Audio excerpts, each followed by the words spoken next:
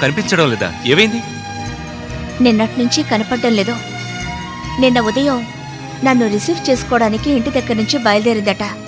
అంతే. అప్పటినుంచి ఇప్పటి వరకు ఇంటికి రాలేదు. ఫోన్ చేస్తే రింగ్ అవుతుందే గాని లిఫ్ట్ చేయడం లేదు. ఏం చేయాలో పాలుపడడం లేదు.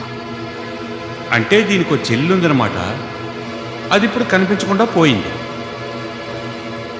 ఏవై ఉంటుంది? కాలేజీలో ఏవైనా? వాళ్ళ క్లాస్మేట్ ఒకడు రోజు ఏడిపించేవాడట. అవునా? వాడే చేస్తుంటాడు ఈ పని.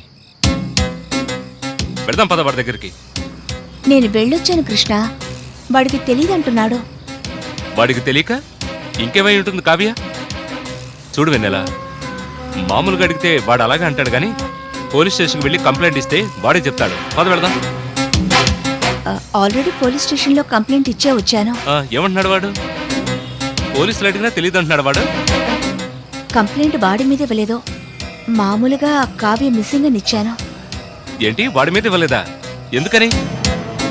వాడి మీద మనం కంప్లైంట్ ఇచ్చామనుకో, కావ్య కనిపించకపోవడానికి వాడికి ఎలాంటి సంబంధం లేదని తెలిసిందనుకో, అనవసరంగా వాడి ఎడ్యుకేషనల్ లైఫ్ నాశనం అవుతుంది. అందుకని ఏం చేయకుండా ఊరుకుంటావా? మరి ఇప్పుడు ఏం చేద్దాం అనుకుంటున్నావు? రేపు ఆఫీస్కి వెళ్ళి రామయ్య గారిని కలిసి ఈ విధంగా జరిగిందని చెప్తాను. ఆయన ఏం చెప్తారో చూసి దాన్ని బట్టి ఏదో ఒకటి చేయాలి. సరే బెరా.